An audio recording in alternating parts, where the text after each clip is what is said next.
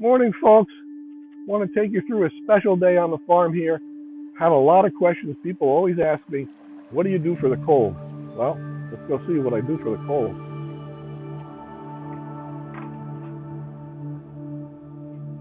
Okay, so here we are. An unusual look. There are no animals on the farm. Yep, everything is put away. All the animals are away. Check it out. All of the houses are closed. And here's how we deal with the winter conditions. This is the Glop house.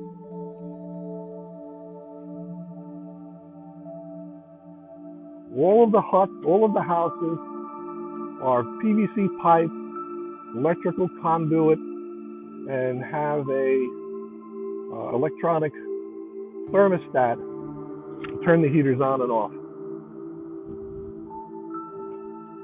This is the back of the greenhouse here, and we run this with just some bottled gas. I'm not as cold as probably 90% of the states, but still I have to deal with what I have to deal with. It. Everybody has to do what works for them.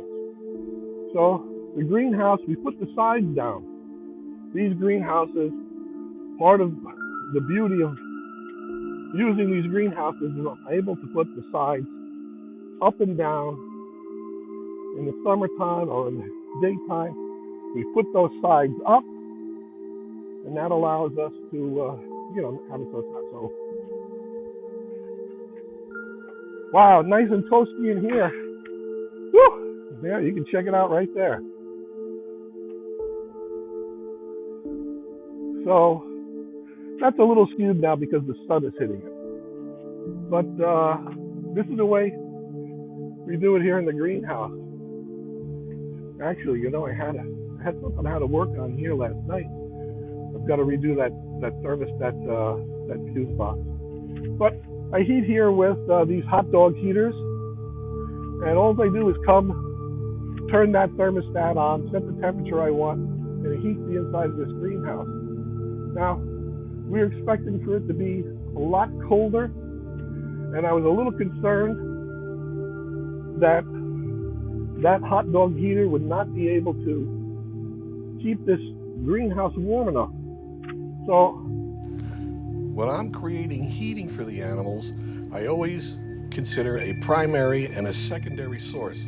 In case your primary fails, you need a backup plan. In this case, what I use is these portable gas heaters, and that allows me to bring them to a building if I need to add heat. The primary heating source fails, you still need a way of being able to heat your animals. It's really, really important. Let's check out the other greenhouse. I'll give you an idea of what I dealt with here. So it's exactly what we have here. Boy, is it nice and toasty in here too. Let's check the temperature out here. Yeah, a little bit over 80 there. So normally I have my backup heater. Normally I have my hot dog heater up there. Here's my hot dog heater here. The problem is this heater failed on me, and I couldn't get it started. So what I do is I keep in stock what I call these emergency backup heaters. This is my backup plan in case the primary heating source fails. I still have a fail-safe in order to be able to heat the greenhouses. So all the animals are nice and toasty in here. They're all nice and comfortable, all in their little cages. Hey, what's going on here? What's happening, girl? We're gonna take a peek at you, huh? How you doing, huh? Was it cold for you? No. Wasn't cold for you.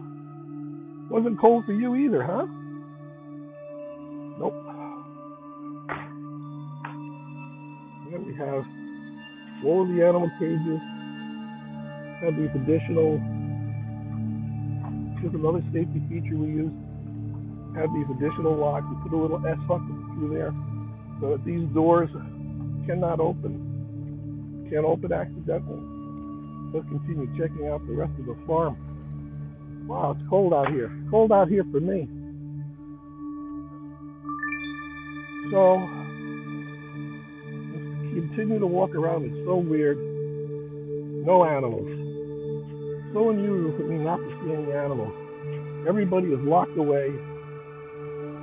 All of the big tortoises are locked away in their huts, their houses.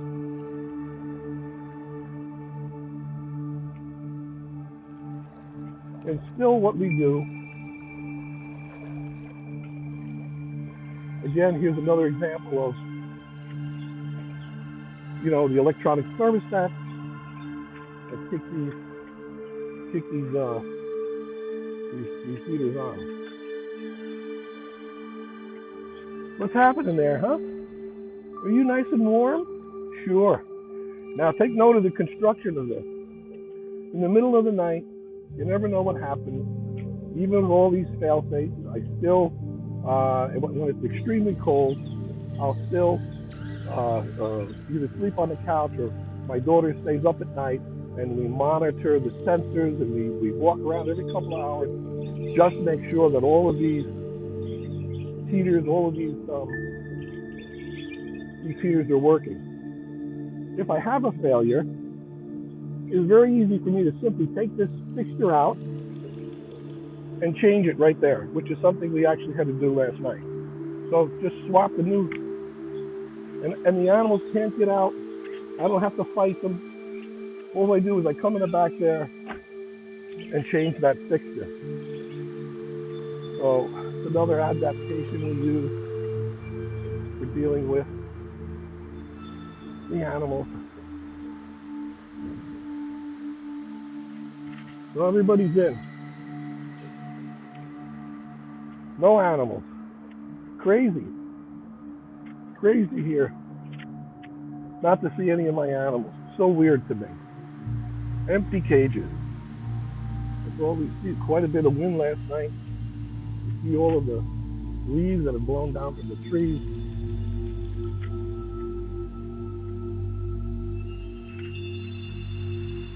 Some falling branches back there.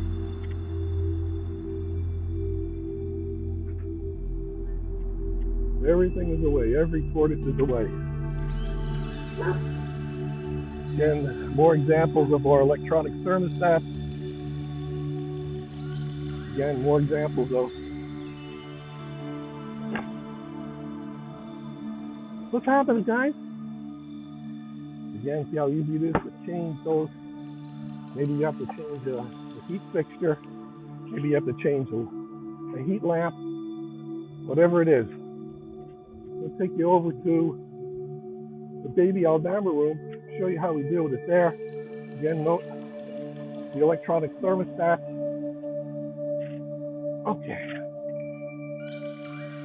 Okay, so here we are into the Aldabra hatchlings. So we raise the hatchlings. And you notice we have these nice huts here for them. And there's 2 heating lamps in every hut, and they have these little indicator lights that let us know that those ceramic heaters are still working.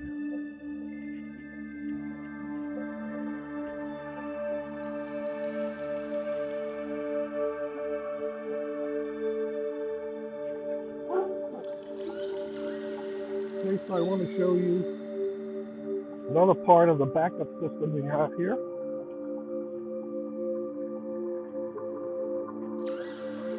What do you do if the electric goes out? Well, just for the farm, I have a special port to hook up my generator to. This circuit panel is just for the tortoises. So I can put the complete farm on a backup generator. So I have a backup generator for electricity, and I have backup gas heaters in case the primary heaters fail. A lot of people lose animals every year. I hear horror stories things that go wrong. And the way that I combat those problems is through preparation. You've got to be prepared. You've got to think of what can go wrong, and you need to have a way of double checking things. In addition to walking around and checking, we actually have sensors in all of the huts and the greenhouses, which are on Wi-Fi.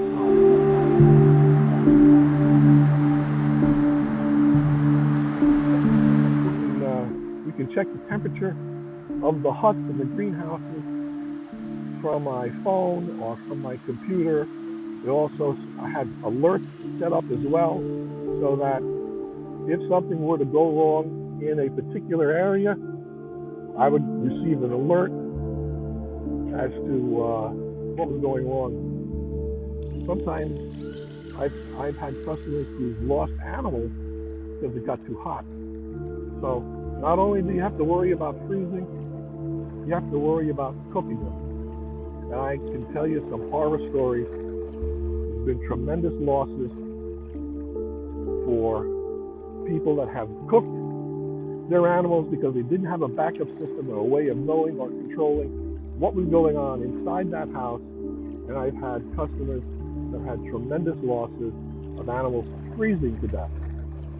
You need backup systems. You need preparation. Now, a lot of you folks, most of you folks, deal with much more severe feeding problems than I deal with. So you have to be prepared.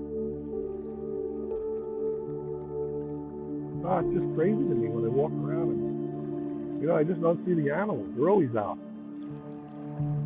But everyone's nice and tucked away, and everybody's warm.